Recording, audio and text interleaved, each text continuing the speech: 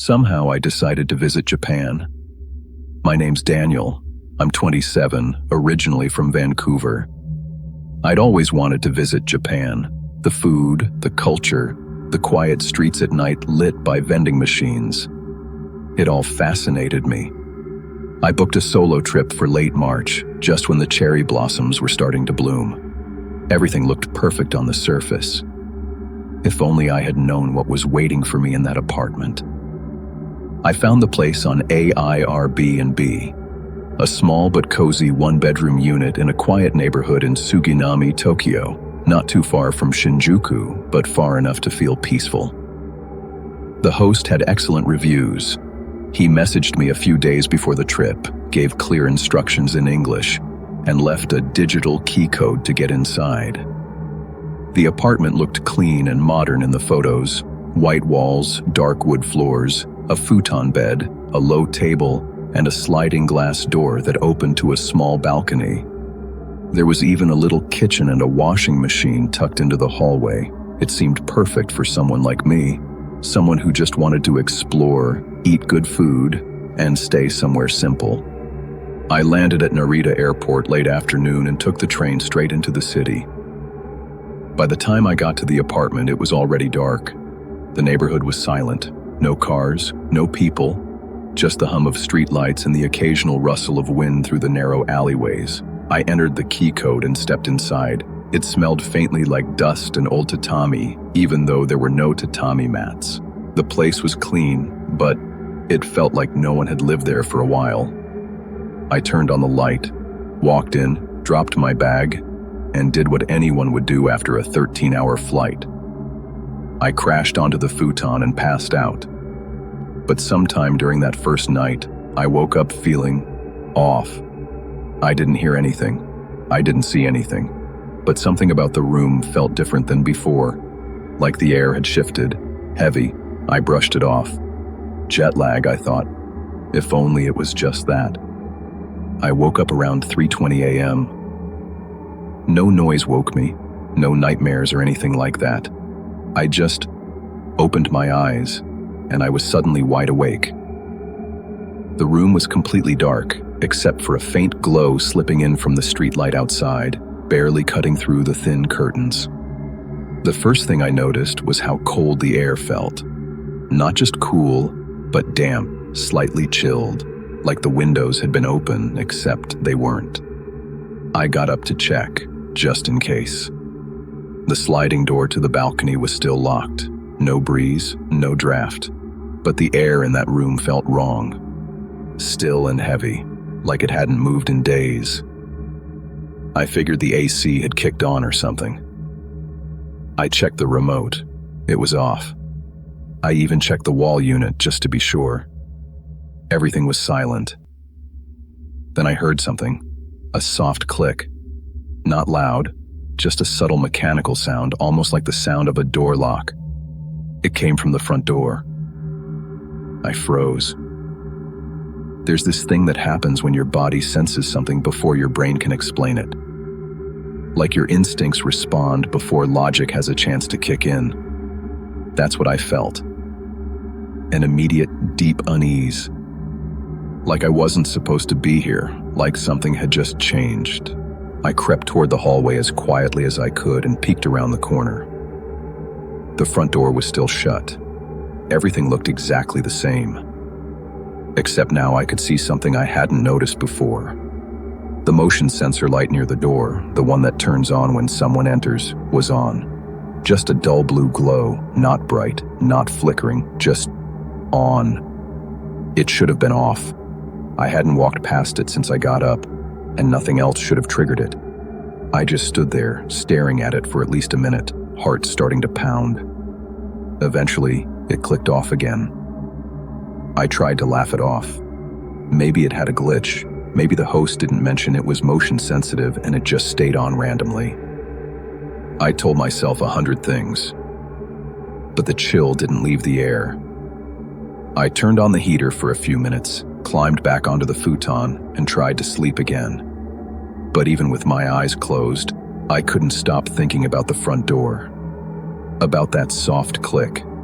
about the glowing blue light that had no reason to be on. Something was off about this place, and this was only night one. The next morning, I tried to shake it off. Japan had always fascinated me, the food, the culture, the quiet streets. I'd waited so long to come here, and I didn't want to ruin the experience over some weird night and emotion light acting up.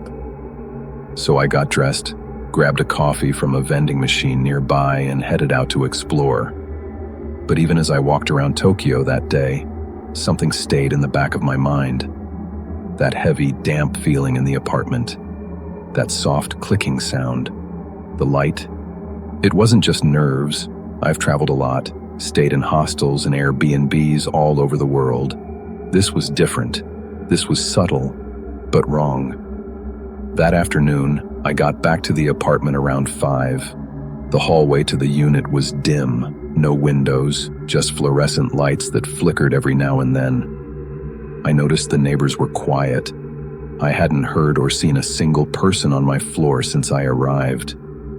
When I stepped inside, the air hit me again, still cold, still damp, like the air never changed. It wasn't just uncomfortable, it was unnatural. I decided to open the small window above the kitchenette just to get some airflow. That's when I noticed something strange. Right above the sink on the counter was a cup, a plain ceramic mug. I hadn't used a mug yet. I remembered clearly, I'd only used a plastic bottle the night before. I hadn't touched anything else in the cupboards, but the mug was there, turned upside down, sitting in a tiny puddle of water, like it had been rinsed and left to dry. I stared at it for a long time. I wasn't even sure what to think. Maybe I'd bumped something earlier and didn't notice. Maybe it was already out and I hadn't remembered seeing it. I checked the door, still locked. The windows were still locked too. I wanted to believe I was just being paranoid. Jet lag, a strange new place. Maybe my mind was playing tricks on me. But deep down, I knew something wasn't adding up. That night I left the hallway light on. I also put a small chair in front of the door. Nothing serious, just enough that if someone opened it, I'd hear the noise. I even snapped a quick photo of the mug and texted it to a friend, half-jokingly asking if my Airbnb was haunted. He just replied, "Creepy, but you're probably overthinking it." I really hoped he was right. That night, I tried to relax. I watched some videos on my phone, kept the hallway light on like I said, and even played some rain sounds through my earbuds, anything to make the space feel more normal. But sometime around 2 a.m., I woke up. I wasn't sure what stirred me at first. There wasn't a bang or a crash. It was subtle, almost like I'd been pulled out of sleep by instinct more than noise. I sat up slowly, pulled one earbud out, and listened. Silence. Then I heard it. A creak, not from inside the room, from the other side of the front door. It was so quiet I almost thought I imagined it. But a few seconds later it happened again. A soft creak, followed by something that sounded like breathing. Not loud, not labored, just slow and steady. Right outside. I stayed frozen in bed, barely breathing myself. Then the doorknob made a soft, faint click. Just a tiny metallic sound, like someone testing if it was unlocked. I felt my chest tighten. My heart was pounding so loud I was sure whoever was out there could hear it. But I didn't move. I didn't make a sound. The chair I'd placed earlier hadn't moved. I would have heard it scrape the floor if the door had opened even slightly. But whoever, or whatever, was out there wasn't trying to come in. They were just standing there. Minutes passed.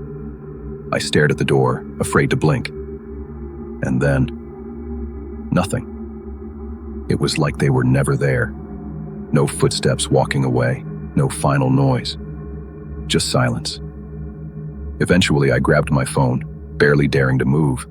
The battery was low, 12%. I typed out a message to that same friend, something like, "I think someone's outside my door," but I didn't hit send. I I couldn't explain why, but part of me felt like acknowledging it, putting it into words, would make it more real. I stayed up the rest of the night, eyes locked on the door, listening to the ticking of the wall clock, minute by minute, until the sun finally began to rise. And that's when I realized something that made my stomach drop. I never heard footsteps. But the hallway light, it was off. As daylight crept in, I finally stood up from the bed, every joint stiff from staying still so long. The hallway light, which I know I had left on, was now off. I hadn't heard a switch flip or the power cut, and the light in the kitchen was still on. But that hallway, pitch black. I cautiously opened the bedroom door and peeked out. Nothing. Just the same narrow corridor, quiet and still. But I kept feeling like something was off. Like I was walking through a space that had been disturbed, but not visibly. I made some coffee just to feel normal again, then decided to look around the apartment one more time before heading out. I opened every cabinet, checked every corner. Nothing. But when I got to the closet in the hallway, the one that had seemed oddly shallow when I first opened it, I noticed something strange. There was a gap in the wood paneling at the back. It looked like an old, thin seam, something someone had tried to cover up with paint. But the closer I looked, the more it seemed like a false wall. I gently tapped it. Hollow. My heart dropped. I grabbed my phone and turned on the flashlight. With a little pressure, I managed to shift the panel slightly to the side. Dust fell, and behind it was a narrow crawl space. It was pitch black and smelled like old wood and mold. I couldn't see far in, but I noticed two things right away.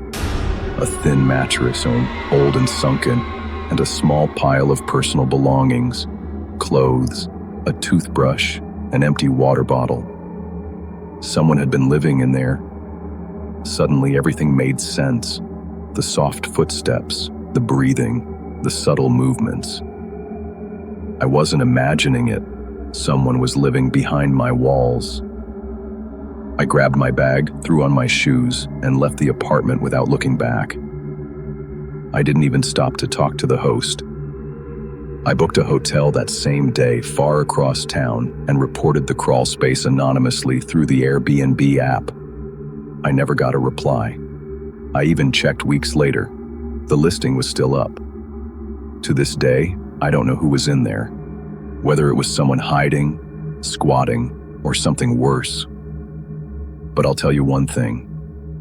When people say Japan is one of the safest places on Earth, I believe them. But that apartment, that place was an exception.